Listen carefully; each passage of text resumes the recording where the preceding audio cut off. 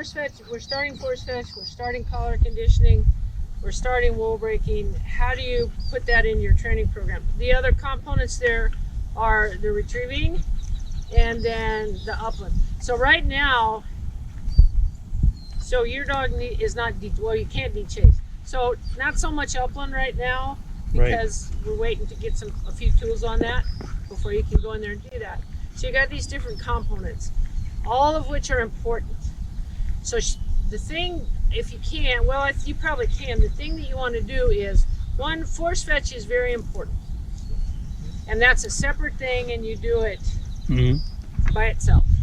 For me, I like doing it first thing in the morning. They're fresh, everything is good, and we make our single point of that day that we want to get to, and then we stop.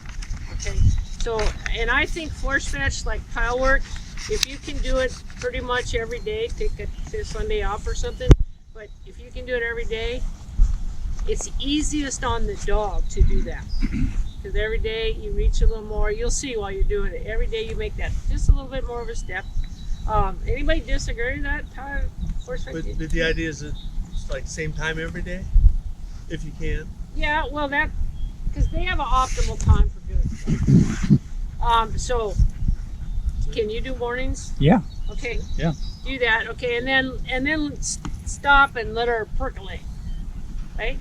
And then separate from that, now you're sitting when you're doing that, right? So you don't want to just come right out of that and go right in and now don't sit. So you could do some retrieving stuff, hopefully working on a specific aspect of that.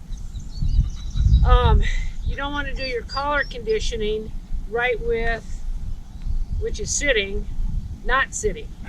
So in collar conditioning, I would do, it's going to take you 2 or 3 days and you're going to be pretty good on that. And the wool thing is going to take a little while. Okay. So as long as you remove them, that her mind is cleared, settled. Got it. And if you need to, if she's kind of going, that's a lot of hard stuff.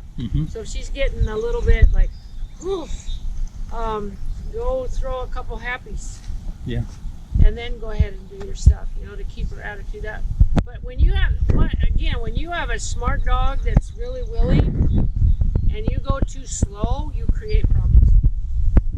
It'd be like having the sharp kid and you keep him with the middle of the class and stop asking for extra stuff to do.